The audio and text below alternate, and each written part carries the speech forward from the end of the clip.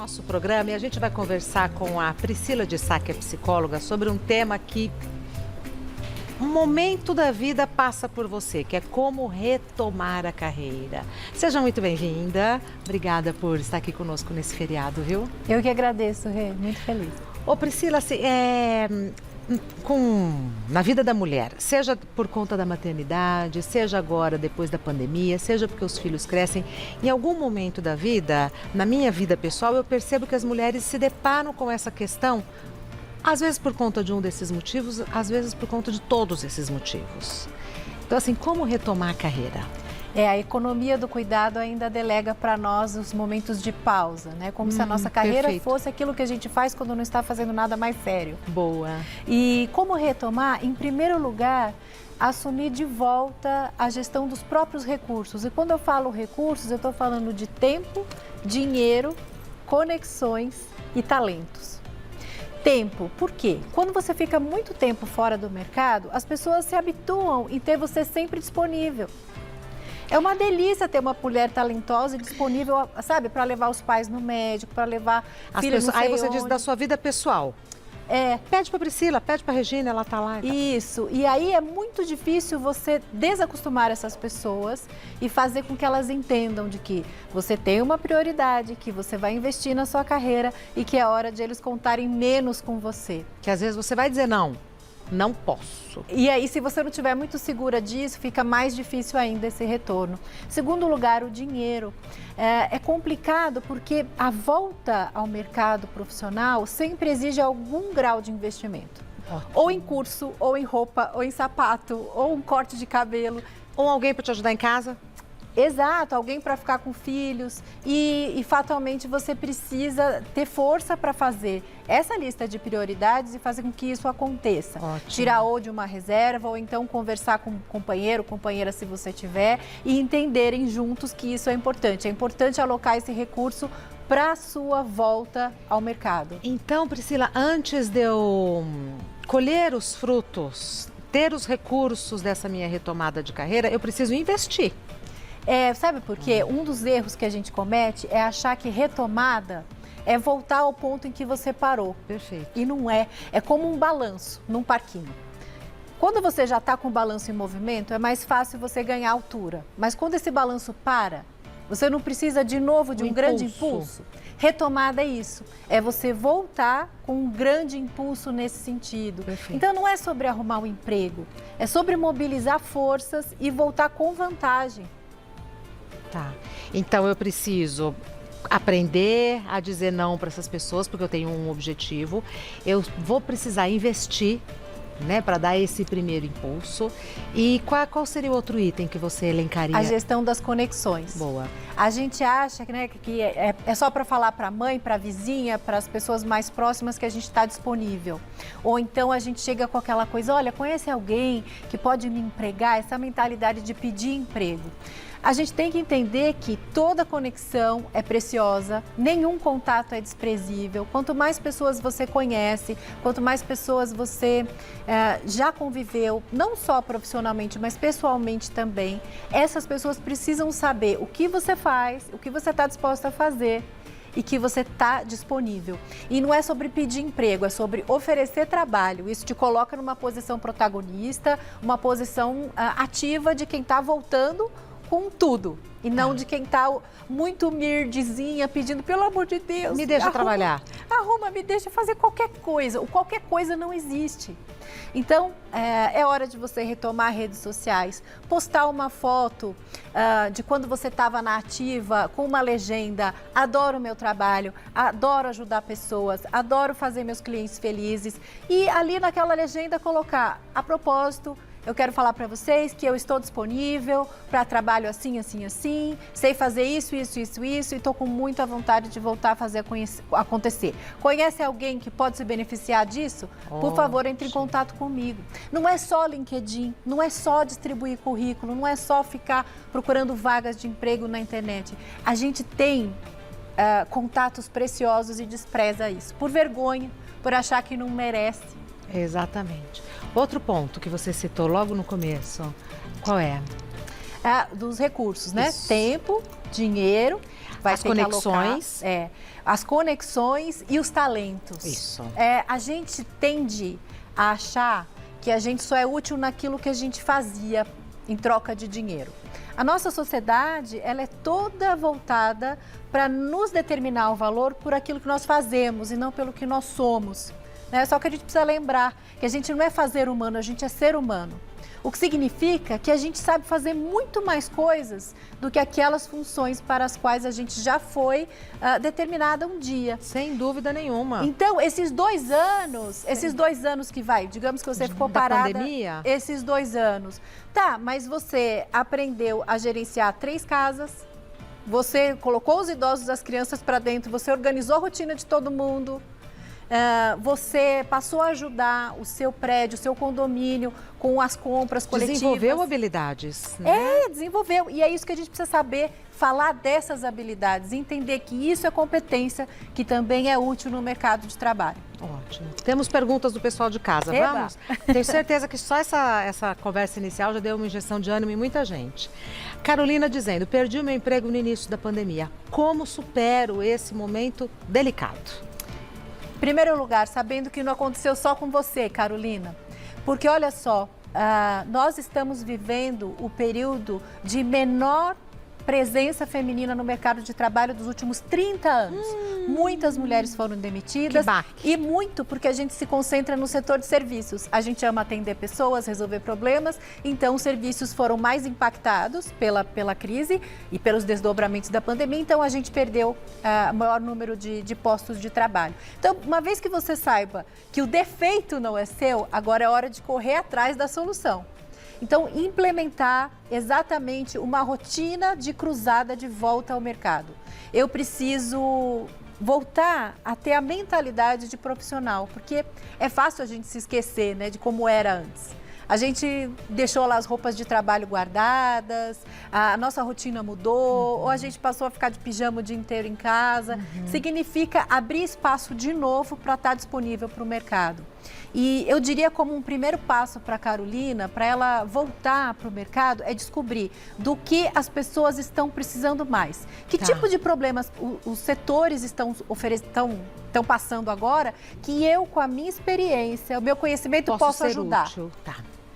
Próxima pergunta, enviada pela Lígia. Não sei como retomar a minha carreira. Minha autoconfiança está abalada e acho que nunca mais vou conseguir um emprego. Tem alguma dica? Tenho sim, Lígia. A gente às vezes é tomada por essa sensação de, meu Deus, parece que foi em outra vida que eu trabalhava, né? Mas sabe o que acontece? Quando a gente passa muito tempo em casa, eu garanto que a Lígia ficou o dia inteiro fazendo 1000 coisas para todo mundo. Só que a gente faz aquele trabalho invisível. E a falta de reconhecimento faz a gente se esquecer de quão boa a gente desvalorizar. A gente se desvaloriza. Ela falou muito na falta de autoconfiança. Essa autoconfiança, ela vai vir de, primeiro, lembrar das coisas que ela realizou quando ela estava trabalhando fora. E vai voltar a realizar. Vai voltar. Nunca mais é muito tempo. É demais. E, segundo, pensar, fazer um balanço desse tempo em que forçadamente ela ficou isolada ou em casa e pensar, nossa, que repertório eu criei ao longo desse tempo? O que eu não sabia fazer, que eu achei que eu nunca ia saber fazer e fiz? Será que eu ajudei a minha tia com as redes sociais da loja dela de roupas? Será que eu ajudei minha tia a vender mais? Será que eu cuidei dos meus sobrinhos para que meus irmãos pudessem trabalhar e agora eu sei lidar com crianças e adolescentes muito melhor? Agora, ficar em home office, na época que eu escrevi meu livro, faz tempo, eu trabalhava em casa. E aí era muito curioso, porque eu estava sentada no meu escritório com a porta fechada, mas eram de 10 em 10 minutos. Ô mãe, mas eu estou trabalhando. Ou então, ô dona Regina, ou então o interfone. Assim, as pessoas não entendem que a gente está trabalhando e a gente acaba esquecendo também. Então parece que você está dando truque, né, nas pessoas e fazendo outra coisa que não é trabalho. Então, eu acho que, às vezes, esse exercício de já se entender como profissional dentro de casa pode ser um primeiro passo. Porque aí eu falei, escuta, eu não estou aqui, vocês me esqueçam, eu não estou aqui. Senão eu não vou conseguir escrever o livro. Foi uma adaptação bastante complicada essa de home office, principalmente com criança em casa, né? sem escola. Nossa, Priscila. Uma conhecida disse que o marido chegava no meio da tarde e falava, faz um pudinzinho para nós. Como assim? Que alegria. Não é fim de semana, né? Então, assim, é parar com esses hábitos, né? De largar meu projeto para ir fazer o pudinzinho. E aí é uma decisão pessoal e que a gente precisa bancar. Comunicar essa decisão e fazer valer. Exatamente. Não ceder. Muito difícil. Muito difícil. Mas não é impossível. Próxima pergunta, da Isabela. Como buscar recolocação profissional? Devo procurar algo novo ou insisto na minha área? Muita gente descobriu que já queria fazer coisas novas e aproveitou essa deixa para começar do zero alguma coisa nova. O que precisa entender é que se você quer algo novo, você vai ter que andar alguns passinhos para trás nesse jogo aí do tabuleiro do mercado profissional. O que significa que vai ter que se qualificar, vai ter que começar por baixo. Investir, né? Algum tipo de investimento tem que ter, ou de tempo, ou de energia, ou de dinheiro. Mas assim, se você acha que faltava conquistar alguma coisa no setor antigo, no nicho antigo em que você atuava, vale a tentativa. Se não, já parte para o novo. Se você tem reserva financeira, recursos para investir, vai para o novo, vida nova, vai dar uma boa energia. Boa. Mais uma. Alessandra, existe um jeito de compensar o período parada na hora de elaborar o currículo ou numa entrevista de emprego? Ai, ótimo, Alessandra. Existe, você listando as experiências que você teve, que não necessariamente foram do seu emprego formal, mas o que você experimentou de novo nesse período, né? Então, as pessoas que você cuidou, os grupos que você organizou e liderou no seu condomínio, na sua vila, na sua comunidade, as ferramentas em que você aprendeu a mexer. Se você mexeu com plataformas diferentes, isso tudo é aquisição de conhecimento. Boa. Se você estudou alguma língua ou fez cursos grátis, a internet está assim. Se a gente não fizesse mais nada da nossa vida e só ficasse o dia inteiro fazendo cursos online gratuitos, a gente não ia ter vida o bastante para fazer. Ô Priscila, e quem não fez, tá em tempo de fazer, né? Claro que tem. Nem que seja um aplicativo de línguas. Tem aplicativo de línguas que, sabe, ensina você a fazer liçõezinhas na versão gratuita. Eu duvido que se você chegar na frente de um selecionador e mostrar que você zerou as aulas gratuitas de espanhol dentro daquele aplicativo, você não vai comunicar para ele que você tem disposição em aprender e iniciativa para fazer isso sozinha. E que está com gás. E que está com gás. Às vezes isso é mais importante do que um currículo perfeito. Concordo. Mais uma pergunta da Bárbara. Vale a pena aceitar uma oferta de trabalho para um cargo e salário inferiores ao último ou é melhor esperar a proposta ideal? Olha, você pode até ter dinheiro de reserva para esperar a proposta ideal. E esperar não seria a palavra, seria cavar, batalhar, fazer contatos para essa proposta chegar. Mas o problema de você ficar muito tempo parado esperando a proposta ideal é praticamente o mesmo de você ficar parado esperando o namorado ideal. Quando você está em movimento, você é notada, você é percebida. A Priscila faz bem para a cabeça. A nossa mente muda, a gente se enxerga de uma outra forma. Então eu acho assim, qualquer movimento é positivo. Qualquer movimento é positivo. Pode não ser a oferta de trabalho ideal, mas você vai conhecer outras pessoas que podem te conduzir ao seu trabalho ideal. Eu aceitaria. Eu também. Eu aceitaria. Eu também. Mesmo sendo inferior e tal, eu aceitaria. Mais uma. Da Estela. Melhor tentar ganhar mais em um lugar só ou procurar vários bicos? Depende do seu objetivo para daqui 2 anos. Se você só está precisando sair das dívidas e aí dinheiro é a coisa mais importante, pega os bicos. Mas no grande objetivo, no grande plano de carreira, o que acontece quando você pega muito bico? Você não se torna indispensável para ninguém. Você se torna, faz tudo, não a faz melhor. Então, se você tem objetivos profissionais de crescer numa dessas empresas aí, onde hoje você já está, mais vale a pena você batalhar por mais projetos, mais visibilidade dentro dessa empresa, do que dissipar a sua energia, o seu gás, sabe? Fazendo várias muitas pequenas coisinhas. Porque essas muitas pequenas coisinhas não fazem, geralmente, você ser percebida como uma especialista, uma autoridade em alguma coisa. E é interessante ter um projeto de carreira, né? Um plano de carreira. Ainda que você não siga a risca, porque a vida não é a linha reta, mas te obriga a desenhar um caminho, né? Bom, outra pergunta da Solange. Como aumentar as chances de conseguir a vaga? Solange, estuda a empresa, estuda o setor em que ela está inserida. Por quê? Quando você conhece o desafio que a empresa está passando no momento, você sabe quais competências você tem que podem ser mais úteis para ela. Então, você sabe o que você pode falar que vai brilhar o olho do selecionador, do entrevistador. Então, mostra que você fez a lição de casa. Vai estudar a empresa, vai entender o momento dela. Às vezes, a gente vai para uma entrevista de emprego, não sabe nem se a empresa é brasileira, se é estrangeira, se não é. Que diferença faria hoje você saber que está indo para uma empresa russa ou para uma empresa americana? Gigante, né? Então, contexto é muito importante e te dá poder. Vai estudar. Boa. Mais uma. Da Carla. Melhor eu tentar uma vaga CLT ou investir na minha própria empresa? Olha, o ideal é que quando você decidir empreender, você faça isso com planejamento, capacitação, tempo para testar, né? E dinheiro também para ser um bom colchão financeiro.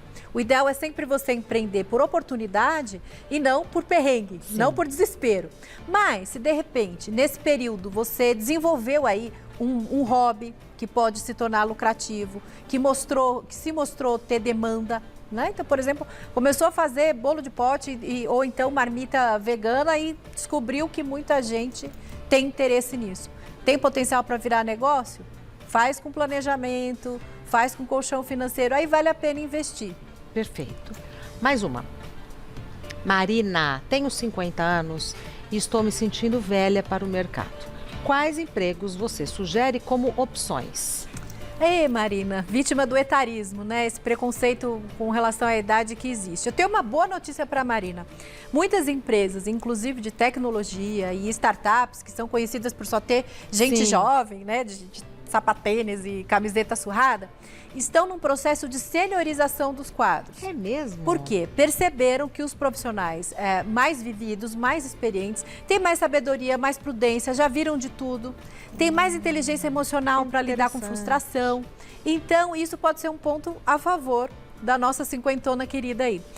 Mas existem outras áreas em que idade não faz diferença. Por exemplo, concurso público, né? Não costuma ter limite de idade.